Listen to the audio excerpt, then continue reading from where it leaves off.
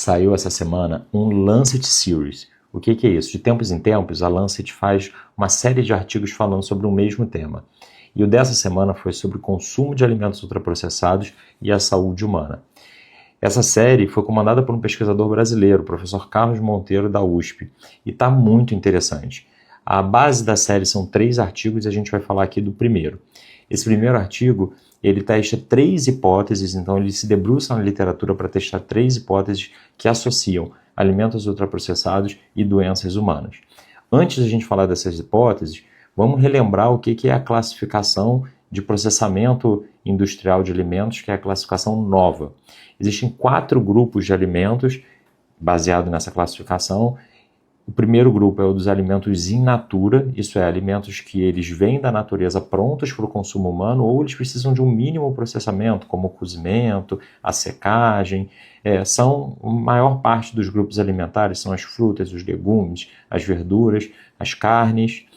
O segundo grupo são os ingredientes culinários processados, então são alimentos que vieram in natura, mas precisaram de um processamento industrial para eles se combinarem com os alimentos in natura na produção e na culinária. Então, por exemplo, azeite, manteiga, vinagre, são próximos da matriz alimentar e se combinam com o grupo 1, que é o dos alimentos in natura ou minimamente processados. O terceiro grupo é o grupo dos alimentos processados, em que eles são compostos por alimentos do grupo 1, mas precisam de um processamento industrial para criar um novo alimento que vai ser usado na base culinária dos alimentos in natura, como, por exemplo, o desenvolvimento de um pão ou um iogurte, são alimentos do grupo dos processados. E o quarto grupo, que é ao qual a série se dedica, são o grupo dos alimentos ultraprocessados, que são alimentos que eles estão muito longe da matriz alimentar de onde eles vêm, que eles são artificiais e criados industrialmente. Sobre as hipóteses, a primeira delas é que o consumo de ultraprocessado está crescendo como na base alimentar das populações no mundo inteiro. Então, para isso, ele busca artigos epidemiológicos para mostrar que, depois da Segunda Guerra e principalmente depois dos anos 80, o consumo de ultraprocessados aumentou muito na população de vários países.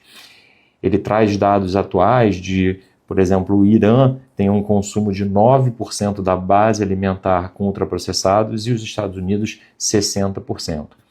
Existe uma associação entre riqueza dos países e consumo de ultraprocessados, mas não é uma associação, uma linearidade completa.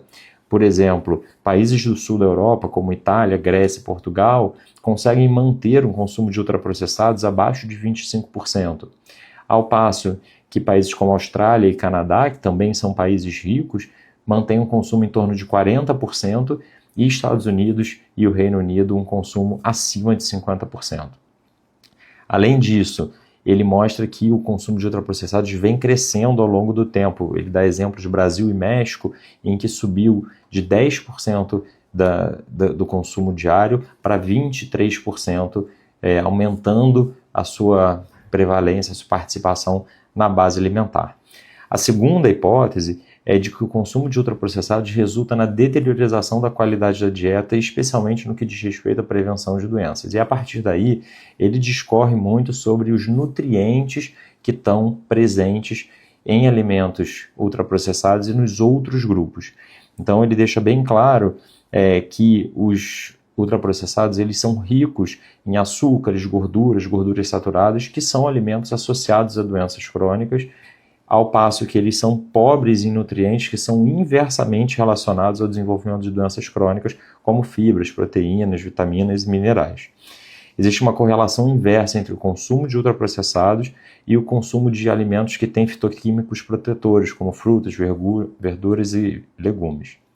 A terceira hipótese, que é a principal, é que o padrão alimentar com alto consumo de ultraprocessados aumenta o risco de múltiplas doenças relacionadas à alimentação. E aí, para isso, ele se vale de uma série de estudos, a grande maioria de estudos observacionais e meta-análises de estudos observacionais e alguns poucos estudos de intervenção.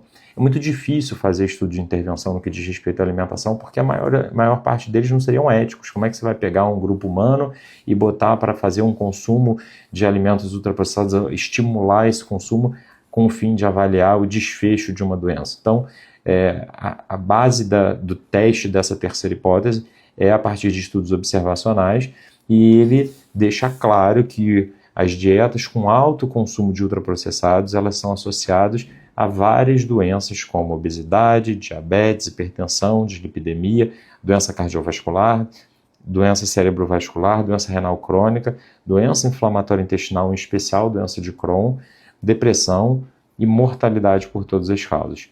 O tamanho do impacto do consumo de ultraprocessados nesses desfechos, que eles são relacionados a desfechos que vêm da alimentação, variam. Então, por exemplo, 14% no aumento para o risco de doença cerebrovascular, mas 90% no risco de aumento de doença de Crohn.